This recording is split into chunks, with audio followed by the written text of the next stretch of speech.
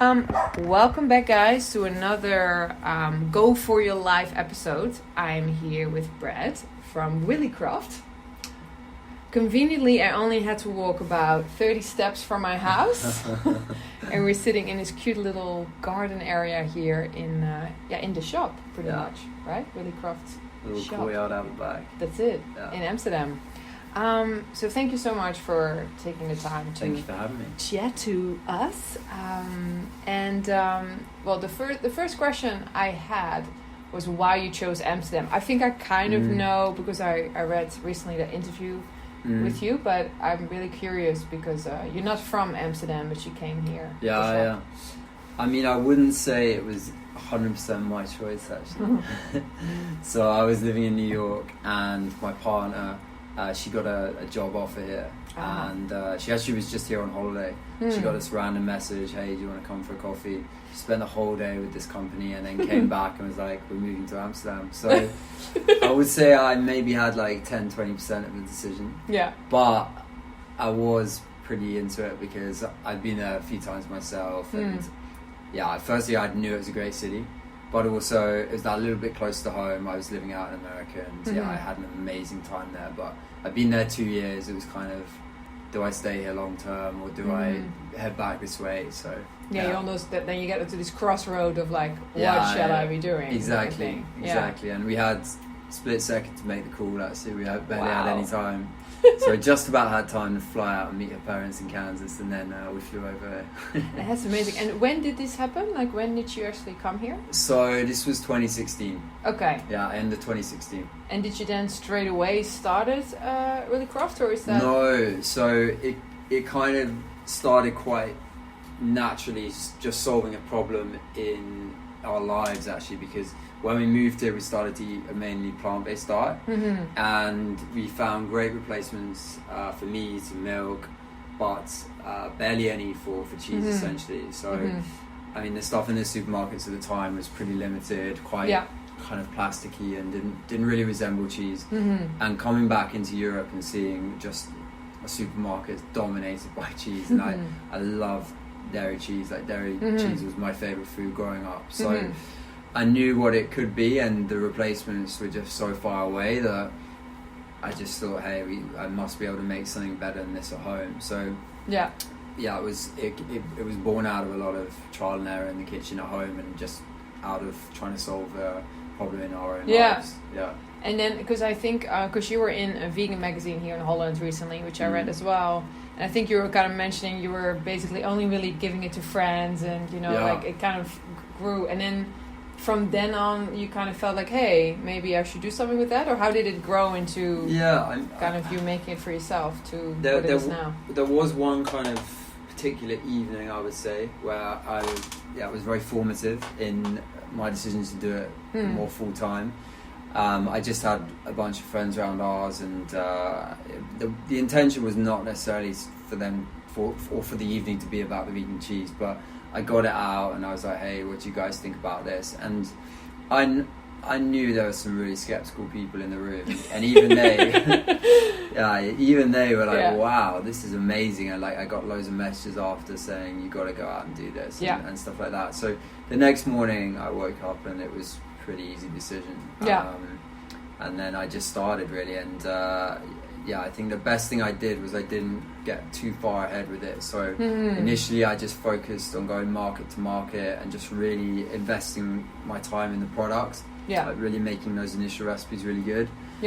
And then I was just going stage by stage, because I think you can get really lost if you go too far into the process at an early stage. I think it's really important to ease your way in and just focus short term, and I think that applies to any kind of startup related thing. Like little small goals are the way forward, because if you look at the thing that's a year away, you're going to be like, well, there's no way I'm going to get to that. I'm going to get there. But if you look at the thing 2 weeks away, then you probably will get there. I think that's really good advice, because I do think that people kind of get lost in a big picture, and then they completely just lose it. Just move, I think, at that stage, because there are so many things to think about that it is so easy to just think. And I maybe don't think enough sometimes. I'm maybe too much of a doer. Yeah. But for this particular case, this works very well. I just want to say, worked out well for you in that sense. Yeah.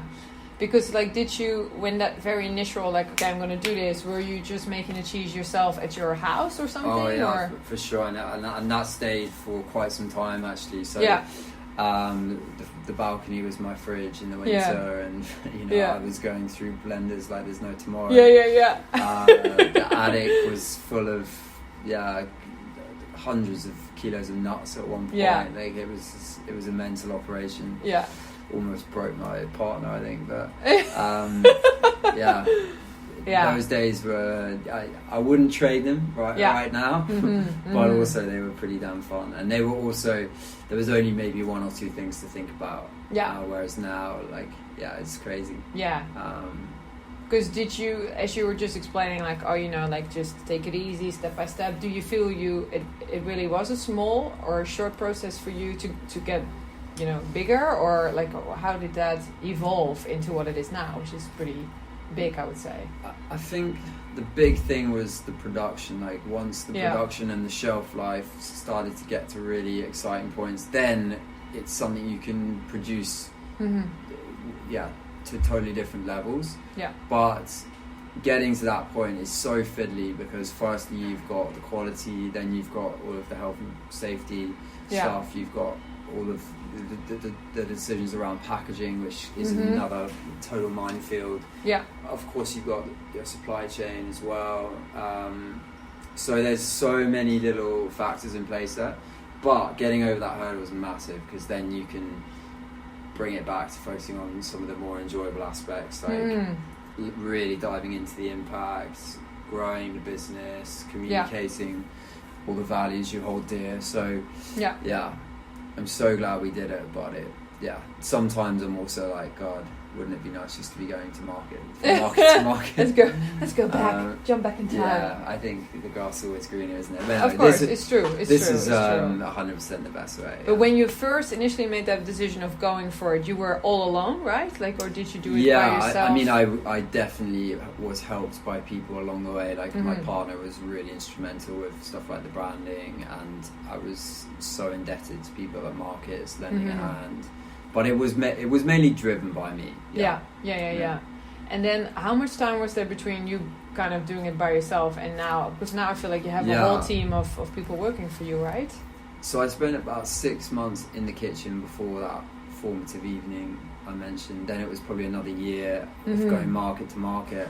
Then I did an accelerator with Impact Hub, which really helped to just kind of align a lot of the direction surrounding the business. And that was 6 months long, and I did that with Kath, who is one of who was our first team member to join. Then we took on some investment, and that was about 6 months ago. So the whole process so far has been about 2 years.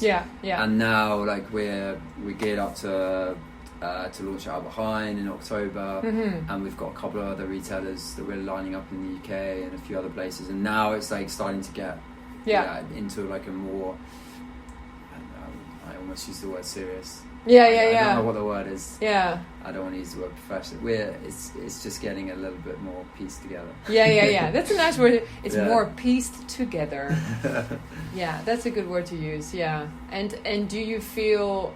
Do you still love it? Oh yeah, absolutely, more than ever. Yeah, for sure.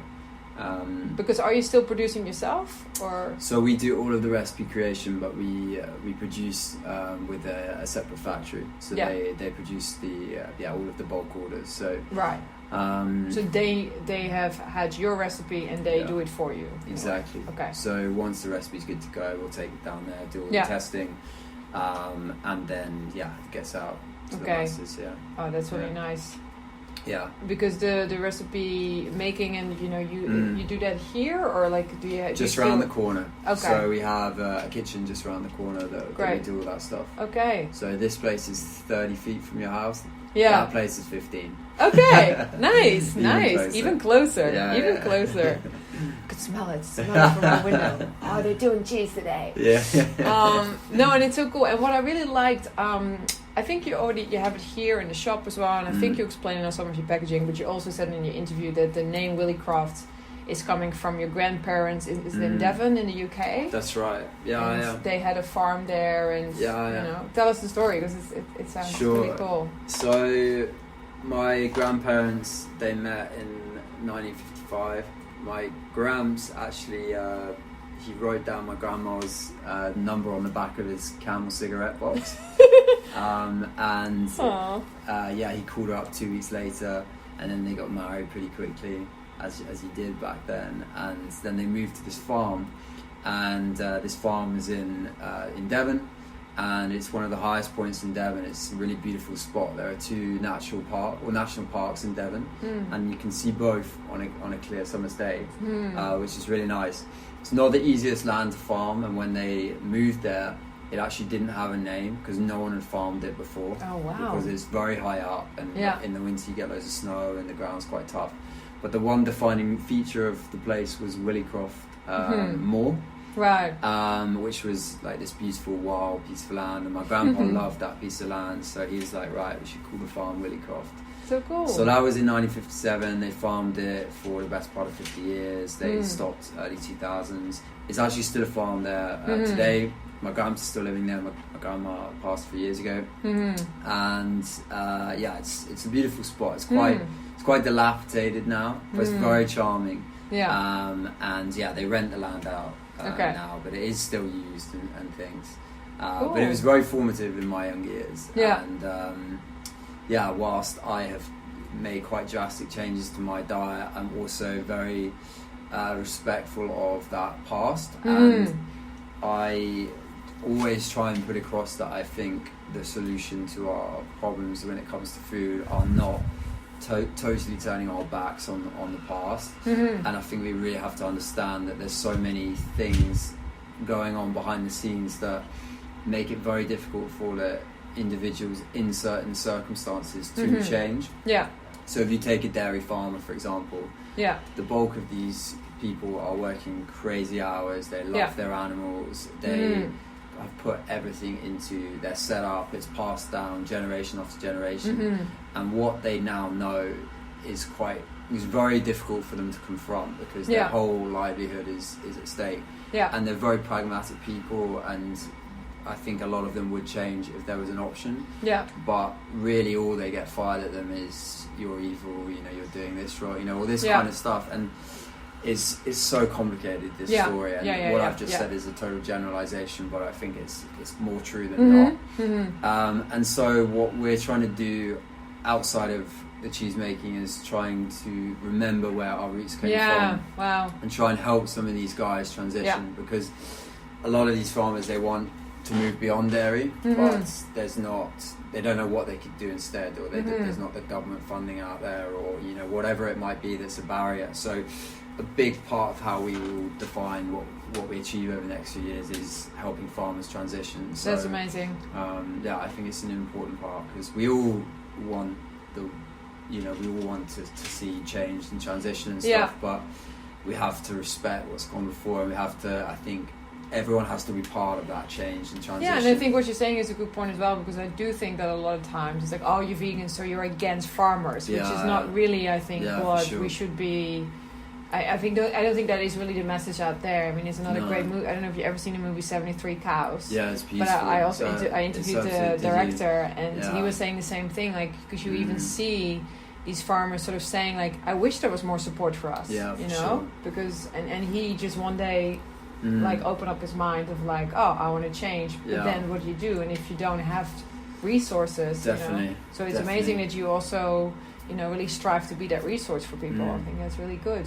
I mean, I think it's a message that's sometimes lost, because the media loves to paint things black and white. Absolutely. So like dairy bad, vegan good. Yeah, exactly. Or vegan, or the other way around. Too far, and dairy, we can't leave it behind. The reality is it's somewhere in the middle. Absolutely, and, we will always try and work with dairy farmers than against them, because I think the way you change an industry is from within. Absolutely, being sat on the table, and like, sure, I think capitalism is a total fuck up, but Are we going to change it tomorrow? Yeah. Probably not. Yeah, so exactly. I'm going to work within the constraints at which we can operate. And was your original Willicroft farm from your grandparents? Was it also